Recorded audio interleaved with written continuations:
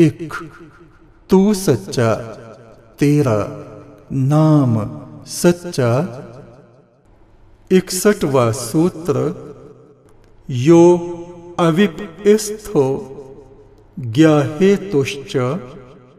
जो योगी ज्ञान चक्र में स्थित है वो ही शिष्यों को ज्ञान देने का अधिकारी है, अन्य नहीं। जिसको ईश्वर का साक्षात्कार हो गया है वो ही गुरु आसन पर विराजमान हो सकता है। अन्य पुरुष उस पद पर, उस आसन पर विराजमान नहीं हो सकते।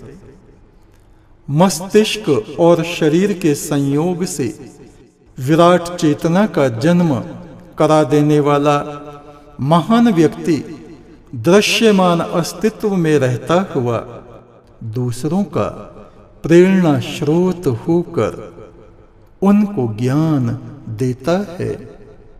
कितनी ही आत्माओं को वह परम ब्रह्म की तरफ को ले जाता है। 62वां सूत्र, स्व शक्ति प्रचयो अस्य विश्वम। योगी की दिव्य शक्ति का स्फुरण और उसका विकास ही विश्व है।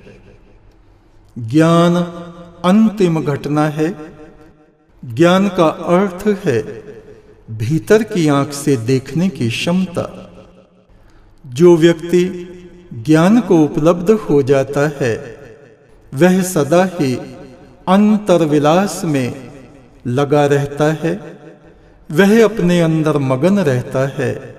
वह अपने अंदर महान सुख के सागर में समस्त विश्व को देखता रहता है। 63वां सूत्र, स्थिति लयः। विश्व योगी की शक्ति का उदय, स्थिति और लय स्वतः चलता रहता है। स्वयं को जान लेने वाला समस्त में एकाकार हुई चेतना के साथ स्थित रहता है। समस्त के माध्यम से व्यक्त होने वाले उस परम ब्रह्म में लीन रहता है। उसमें और परम ब्रह्म में कोई भेद नहीं रहता। 64वां सूत्र, तत् प्रवक्ता वप्य निरासः संवेत्र भावात। काल के साथ एकाकार हो जाने वाले महान व्यक्ति की समस्त कामनाएं और आशाएं पूरी हो जाती हैं और वह पूरी तरह से तृप्त होने के भाव से भी उदासीन हो जाता है। आशा और उम्मीद से परे वो परम शांत अवस्था में जाकर स्थित हो जाता है। 65वां सूत्र, सुख दुख योवर हिर मननम। योगियों का मन सुख दुख की भावनाओं से परे होता है। ऐसा व्यक्ति कल्पना के मूल कारण को जानकर समस्त कल्पना के विलीन चेतना वाला होकर स्थित रहता है। वह सुख दुख बाहर की प्रवृत्तियों को बाहर ही रोक देता है। अंदर से शांत एक रस रहता है।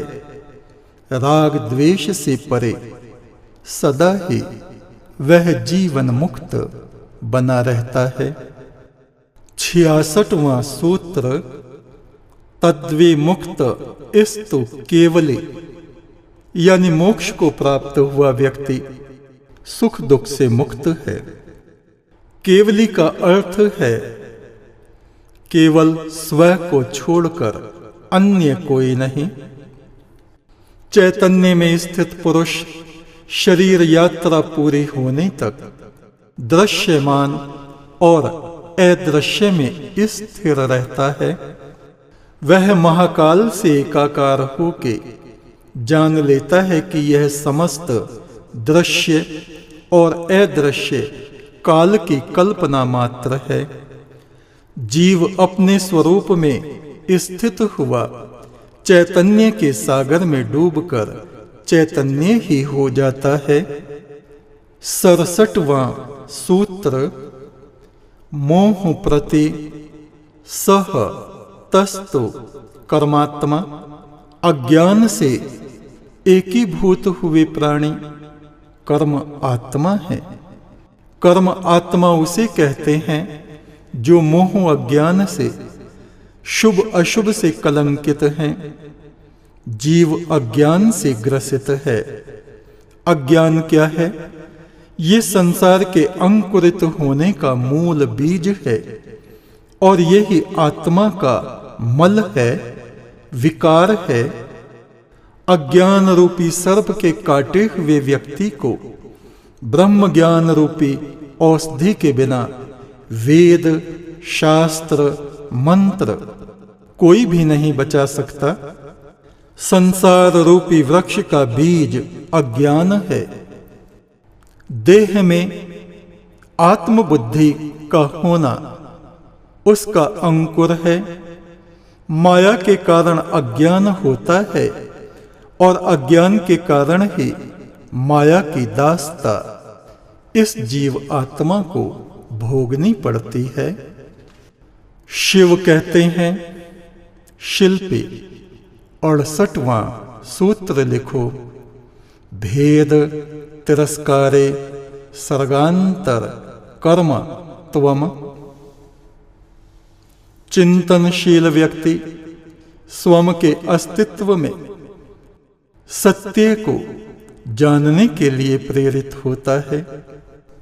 सत्य को जानने का प्रयास या कर्म प्रारंभ करता है।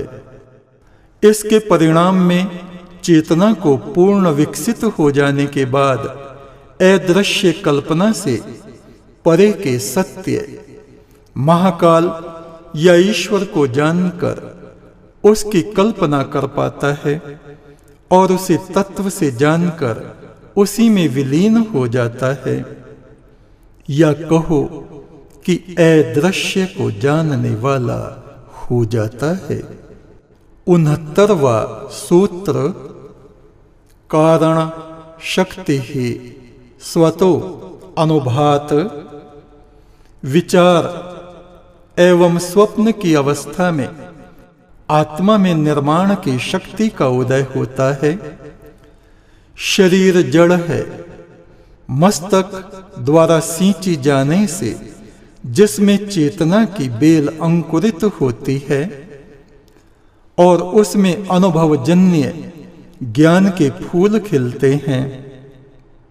योगी देह से अलग आत्मा की स्वतंत्र शक्ति को जान लेता है। जैसे विश्वामित्र ने अपने संकल्प से दूसरा स्वर्ग रच दिया था। 70वां सूत्र। त्रिपाद्य अनुप्राणनम। विकसित विराट चेतना का मूल कारण परमात्मा है। आत्मा का उससे संयोग कराने वाला आधार प्राण होता है, जो इस शरीर में सांस के माध्यम से व्यक्त होता है और मस्तक में चेतना के रूप में अभिव्यक्त होता है। प्राणायाम इस चेतना को विकसित करके दिव्य तत्व में प्रविष्ट करा देता है। 71वां सूत्र।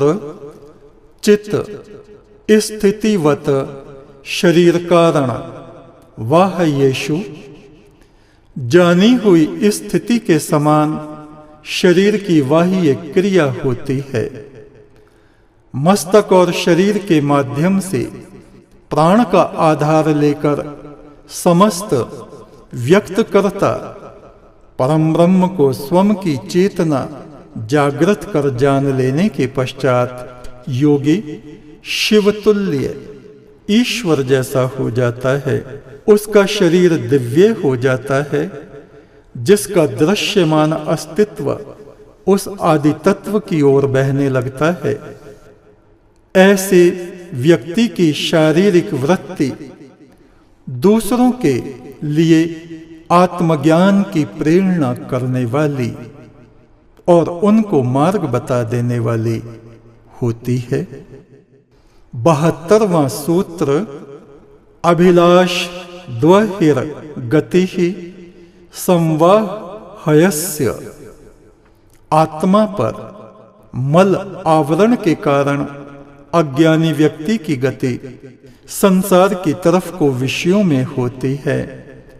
वह बंधनग्रस्त जीवन जीता है, बार बार जन्म, बार बार मृत्यु को प्राप्त होता है। 73वां सूत्र तदारूढ़ प्रमितेः तक्षया जीव संशयः। यथार्थ ज्ञान में आरूढ़ हो जाने से जीव भाव का क्षय हो जाता है। तब वह अपने ब्रह्म रूप में विश्राम पाता है। अभिलाषाओं का क्षय हो जाने पर योगी योग बल से संपन्न हो जाता है। वह जन्म मृत्यु और समस्त सृष्टि की उत्पत्ति और विनाश यथार्थ कारण जानकर उसके प्राण महाकाल परम ब्रह्म को जान पाते हैं।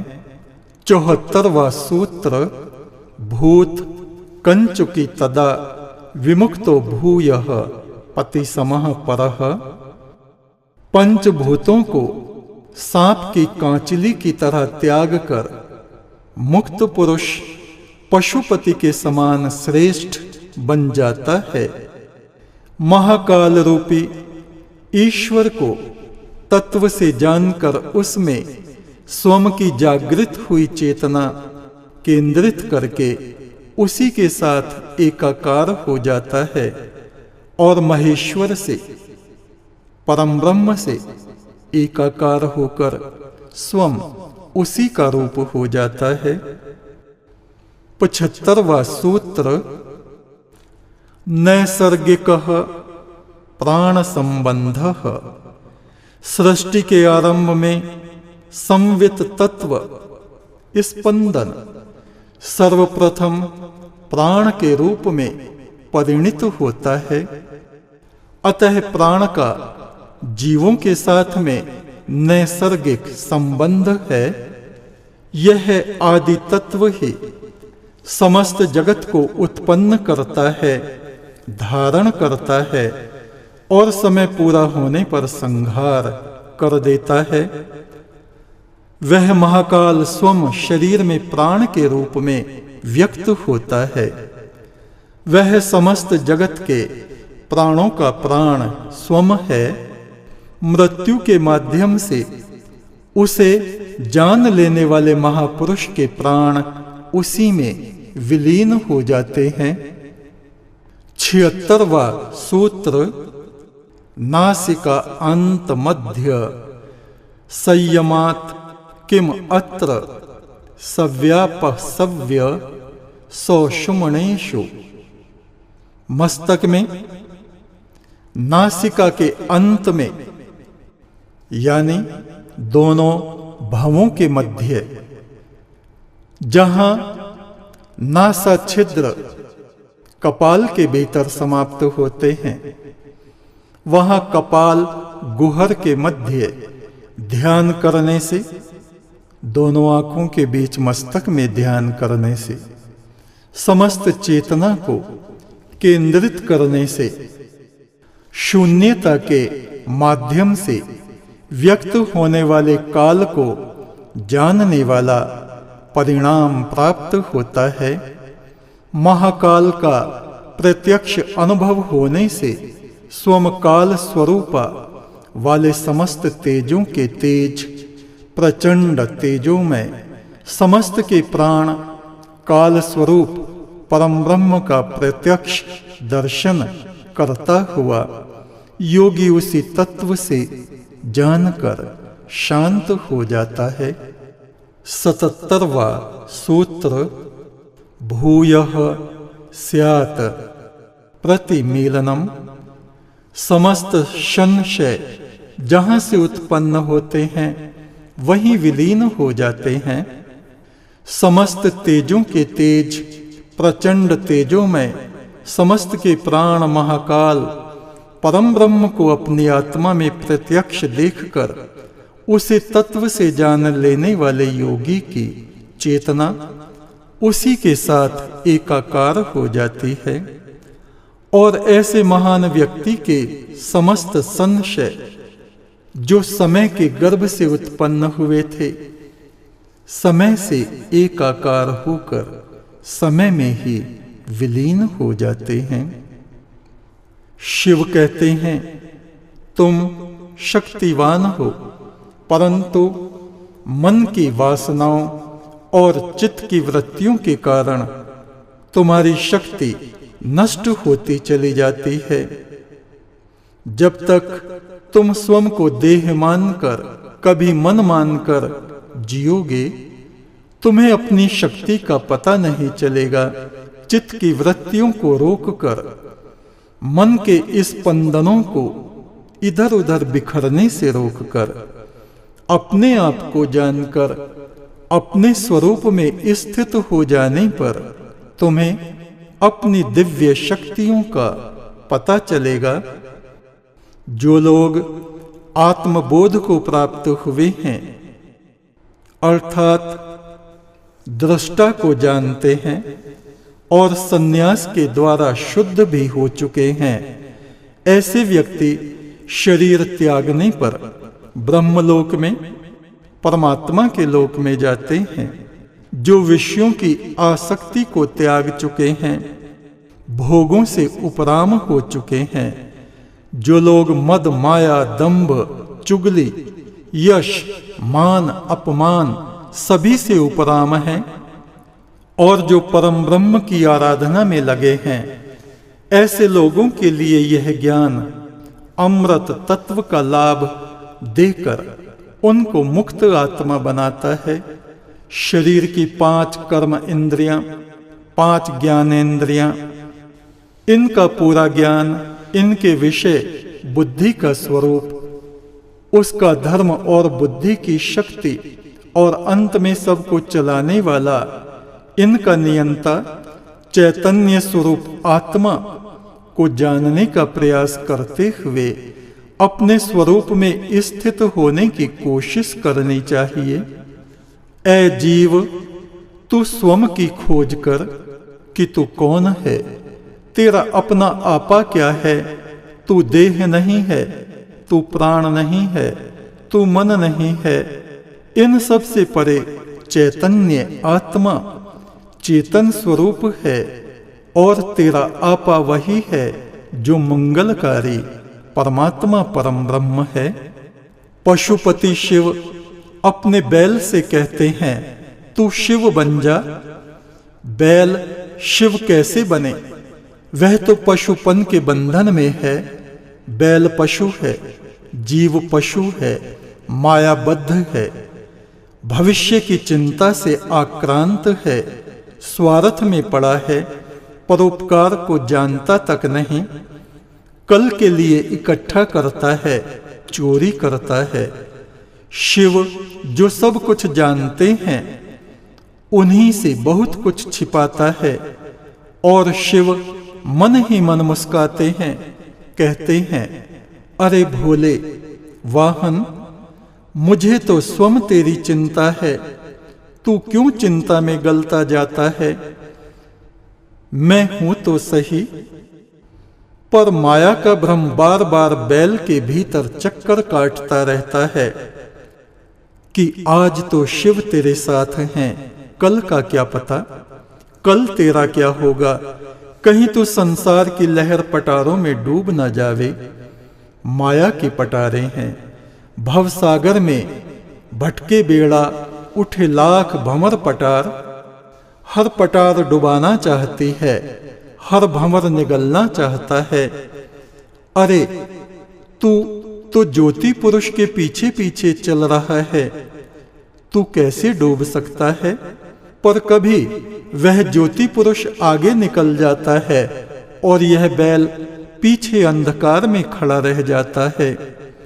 कैसी मूर्खता है इस मन की, जिसका बैल है क्या उसे ए बैल तेरी जरूरत नहीं? किम चिंतया, काहे की चिंता करता है? व्यर्थ में चिंता में दग्ध होता रहता है। तेरा स्वभाव बन गया है चिंता करना, तेरे मुख पे हंसी रहती ही नहीं। अवसाद, विषाद, कलेश, निराशा, चिंता करना तेरा स्वभाव बन गया है। अरे बैल, मस्त रहे, तू शिव का बैल है। मेरे जीवात्मा, ओ पशु, वो मंगलकारी परमात्मा तुझ पर सवार है। तू उस अमृत पुरुष का सखा है। भले ही तू पुरुष है और वो आदि देव, देवों का देव है, तो क्या हुआ? तेरा मित्र भी तो है। वो सब देवताओं से अधिक तुझे प्यार करता है, तेरा ध्यान रखता है। कितनी ही बार अपने प्यार का सच्चा प्रमाण उसने तुझे दिया है, पर तू है कि तुझे विश्वास ही नहीं होता। तू पागल नहीं तो और क्या है? जब जब तू कीचड़ में फंसा, बता उसके सिवा तुझे किसने निकाला? उसके सिवा तुझे किसने सच्चा प्यार किया? संसार तो छल, कपट, झूठ, कीचड़ में खड़ा है।